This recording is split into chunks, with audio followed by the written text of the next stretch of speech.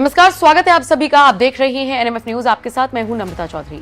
आपको याद होगा, देश में जब जब कुछ भी हुआ तब तब विरोधियों की तरफ से एक ट्रेंड चलाया गया, पनौती। देश का पनौती किसे कहा गया? नरेंद्र मोदी को। यह कहा गया कि जब से वो सत्ता में आए हैं तभी से सारी उल्टी चीजें देश में हो रही हैं। अब जब देश के प्रधानमंत्री के तौर पर तीसरी बार नरेंद्र मोदी ने शपथ ली तो देश में दो बड़ी घटनाएं हुई, एक छत्तीसगढ़ में और दूसरी जम्मू कश्मीर में। आप जानते ही हैं किस तरीके से श्रद्धालुओं की बस वैष्णो देवी जा रही थी, उस पर आतंकी हमला हुआ, कई लोगों के मारे जाने की खबर है। और इसको लेकर पूरा का पूरा ठीकरा विरोधियों ने फोड़ दिया किसके ऊपर? नरेंद्र मोदी के ऊपर। इसके अलावा छत्तीसगढ़ में जिस तरीके से बवाल हुआ उसकी जिम्मेदारी भी मुख्यमंत्री विष्णुदेव साय के साथ साथ नरेंद्र मोदी को जिम्मेदार बताया जा रहा है। और इसी कड़ी में राहुल गांधी का पनौती वाला बयान वायरल हो रहा है। इसके अलावा पवन खेड़ा जिस तरीके से सफाई देते हुए नजर आए थे, वो बयान वायरल हो रहा है। और पनौती को लेकर लगभग 26,000 ट्वीट्स आ चुके हैं। Social media users Narendra Modi को ट्रोल कर रहे हैं और इसी के साथ साथ विरोधियों की भाषा बोलते हुए नजर आ रही हैं। सबसे पहले राहुल गांधी का पुराना बयान सुनिए, जिसमें वो पनौती कहकर नरेंद्र मोदी को तंज कस रहे हैं। याद है? हाँ, क्या पनौती पनौती पनौती, वो अच्छा भला वहां पे, अच्छा भला हमारे लड़के वहां पे वर्ल्ड कप जीत जाते, वो वहां पे पनौती हरवा दिया। टीवी वाले ये नहीं कहेंगे, टीवी वाले ये नहीं कहेंगे, मगर जनता जानती है। सुना आपने राहुल गांधी किस तरीके से तंज कसते हुए नजर आए।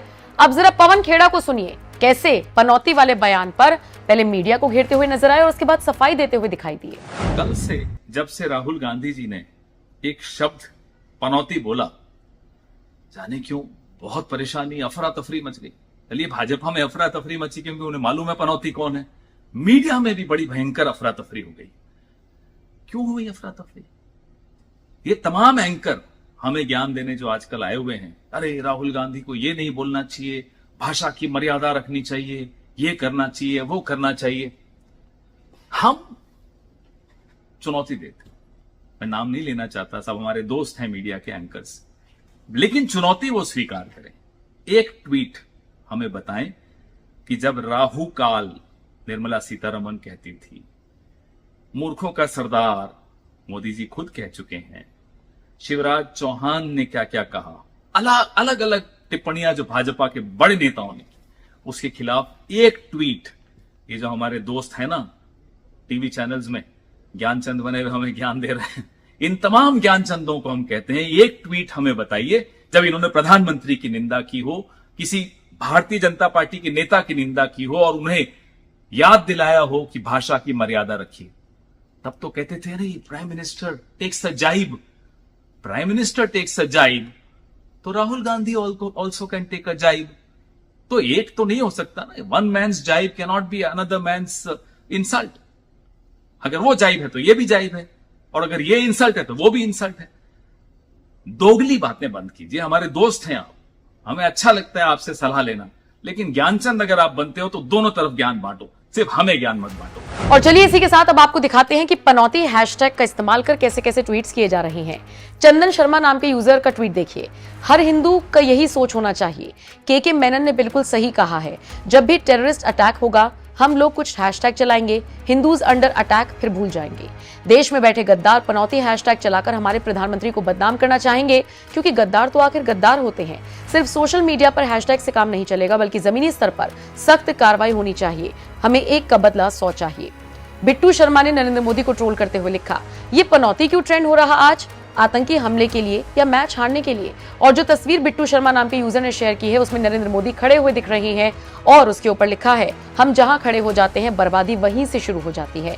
इसके अलावा वो हैशटैग्स आप देख ही रहे हैं, पनौती किस तरीके से ट्रेंड कर रहा है। 26,000 ट्वीट्स अब तक आ चुके हैं। कुल मिलाकर देखा जाए तो नरेंद्र मोदी को लेकर एक बार फिर से पनौती हैशटैग चलाया जा रहा है, जो कि पूरी तरीके से गलत है, क्योंकि आप जिम्मेदार ठहरा सकते हैं, आप अपना विरोध दर्ज करा सकते हैं, आप विरोध कर भी सकते हैं, लेकिन इस तरीके की भाषा देश के प्रधानमंत्री के लिए इस्तेमाल करना पूरी तरीके से गलत है। हालांकि आप इस खबर को लेकर क्या राय रखते हैं, आपके ऊपर छोड़ जाते हैं। कमेंट सेक्शन में जरूर बताइएगा, ये पनौती हैशटैग चलाना नरेंद्र मोदी के लिए या देश के किसी भी प्रधानमंत्री के लिए, चाहे वो पूर्व प्रधानमंत्री क्यों ना रहे हो, कितना सही है कितना गलत, कमेंट करके हमें जरूर बताएं।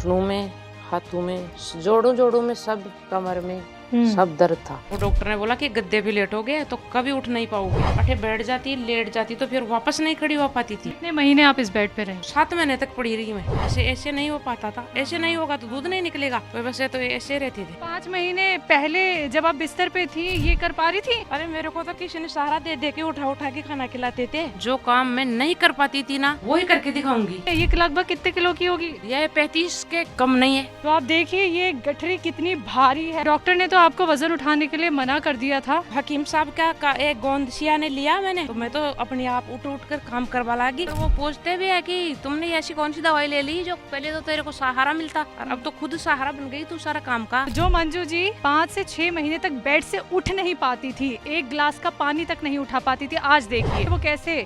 ये ताकत है गोंदसिया की 1.5 महीने में। ये काला गोंद मैंने ऑर्डर कर दिया, ये आ गया, मैंने उनको खाना शुरू कर दिया। तो मैं तो उठना बैठना काम करना भी शुरू कर दी, अब तो दौड़ना भी शुरू कर दी।